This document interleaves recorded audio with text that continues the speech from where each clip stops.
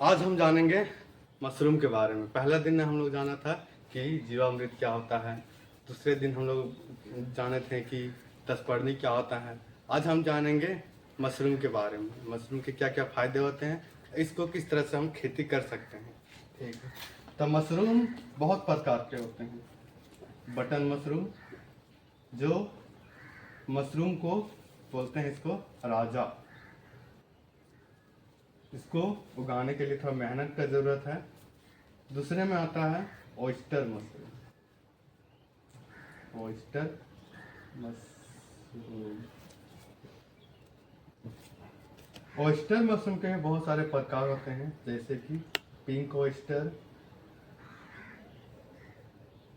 Blue oyster, blue oyster, oyster, और होता है तीसरा मिल्की मशरूम। मिल्की मशरूम, और यही तीन के बारे में हम जानेंगे, बटन मशरूम, ऑयस्टर मशरूम और मिल्की मशरूम। मार्केट में यही तीनों को बहुत ज़्यादा डिमांड है।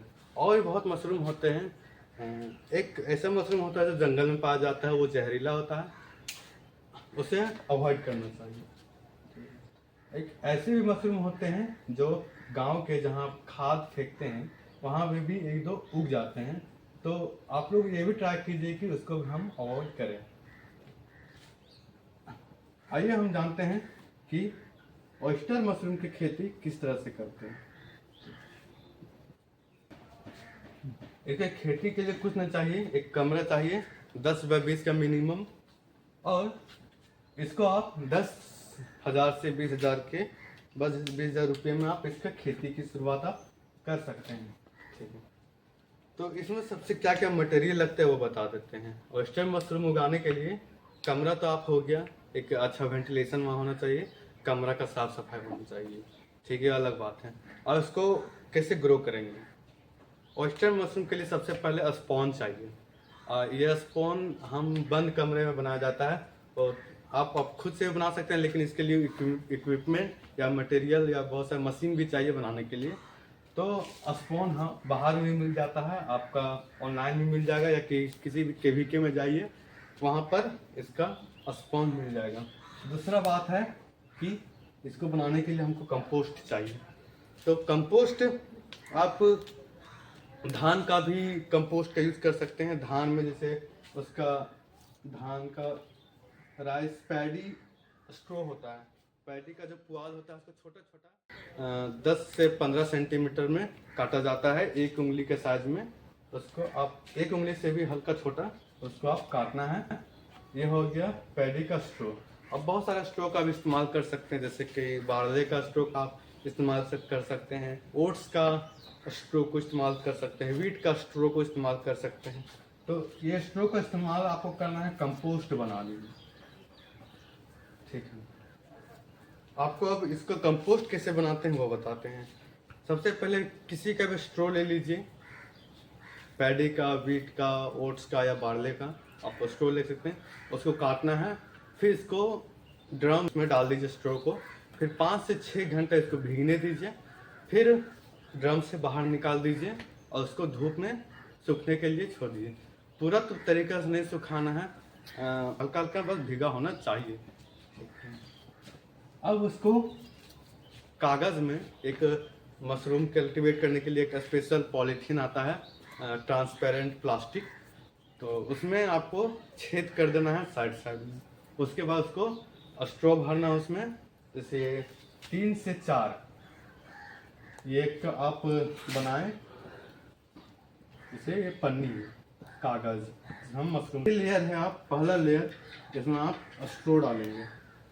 ठीक है, स्ट्रॉ डाल दिए, उसके बाद मशरूम का स्पॉन डालना है, स्पॉन डालना है। साइड साइड में डाल सकते हैं, बीच में भी डाल सकते हैं, यहाँ स्पॉन डाल दिए। ठीक है, उसके बाद फिर से स्ट्रॉ डालना है दूसरा लेयर में, फिर बीज डालना है, फिर आप स्ट्रॉ डालेंगे, फिर बीज डालेंगे। इसे आप 3 से 4 लेयर तक आपको करना है। ठीक है, साइड साइड में होल्ड कर देना है। उसके बाद ये तैयार होने के बाद देखिए अब कितना क्वांटिटी में आप डालना है। स्ट्रो डाल दिए 3 से 4 इंच। इसमें आप 150 से 200 ग्राम 150 से 200 ग्राम आपको स्पॉन डालना है। स्पॉन डालना है 150 से 200 ग्राम हर एक लेयर में।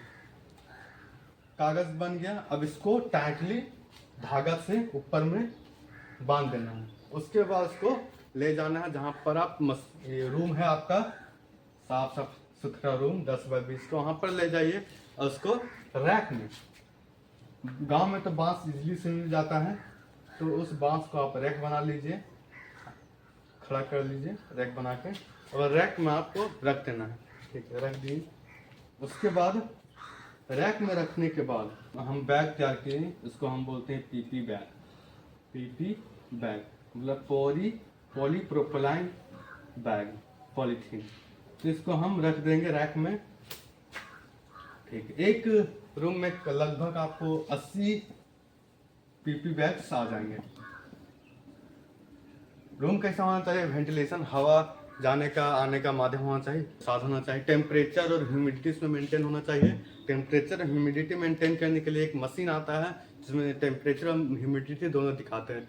तो आप रूम में इसको एक साइड में आप इस मशीन को इंस्टॉल कर दीजिए जिसमें टेम्परेचर और ह्यूमिडिटी दोनों दिखाएगा। इससे आपको क्या पता रहेगा कि टेम्परेचर कितना है रूम का और ह्यूमिडिटी रूम का कितना है। मशरूम के लिए स्पेसिफिक टेम्परेचर चाहिए और ह्यूमिडिटी भी एक स्पेसिफिक ह्यूमिडिटी चाहिए। तो अब आते हैं इसका हार्वेस्ट के बारे में। अब मशरूम ग्रो किए, इससे 3 से 5 दिन के बाद इसमें आपका माइसीलियम ग्रोथ होना, बैग में दिखना स्टार्ट हो जाएगा। वाइट माइसीलियम, इसको फंगस भी बोलते हैं हम लोग। माइसीलियम ग्रोथ होना स्टार्ट हो जाएगा। उसके बाद हमको इसमें हल्का मशरूम उगते हुए दिखेगा। और साइड में ये इधर से उग सकता है, नीचे से भी उग सकता है, साइड में तो उगेगा ही। तो उगेगा, उसके बाद इसको हमको ये हार्वेस्ट करने के 1 सप्ताह बाद ये हार्वेस्ट करने लायक हो जाता है। आप इसको निकालें, फिर से ये यहीं से ग्रो होगा।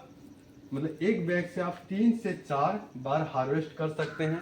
एक बैग से मिनिमम आपको 4 से 5 केजी तक मशरूम आपको प्राप्त हो जाएगा। तो आप जैसे कि आप 80 बैग्स लगाए हैं, एक बैग से कम 4 केजी आया मशरूम, तो 80 बैग से कितना आएगा? 320 केजी मशरूम। अगर इसको हम डायरेक्ट बाजार में बेचेंगे तो उतना अच्छा प्राइस नहीं मिलता है। डायरेक्ट बाजार में बेचेंगे तो इसको आदमी लोग क्या करता है कि एक पैक्ड डब्बा में जो पूरा अच्छा से पैक हुआ है उसमें आप मशरूम भर दीजिए 50 से 100 ग्राम तक। और इसका जो आप मार्केट में दाम है 100 रुपया बिकता है एक डब्बा का, जिसमें 50 से 100 ग्राम आप मशरूम भरे।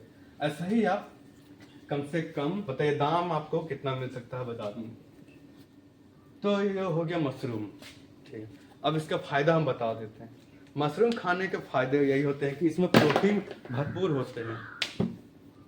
जैसे शरीर का हम लोग को चाहिए प्राइमरी न्यूट्रिएंट, जैसे कि प्रोटीन चाहिए और भी बहुत कुछ चाहिए, कार्बोहाइड्रेट, मैग्नीशियम, फैट्स। तो ये प्रोटीन इसमें मशरूम। तो जैसे कि लोग जिम जाते हैं, तो जिम जाने वाला आदमी स्पेशली इसको अपने डाइट में ऐड कर सकते हैं। धन्यवाद। आपको ये वीडियो अच्छा लगेगा तो इसको सब्सक्राइब, लाइक, कमेंट, शेयर जरूर कीजिएगा। धन्यवाद।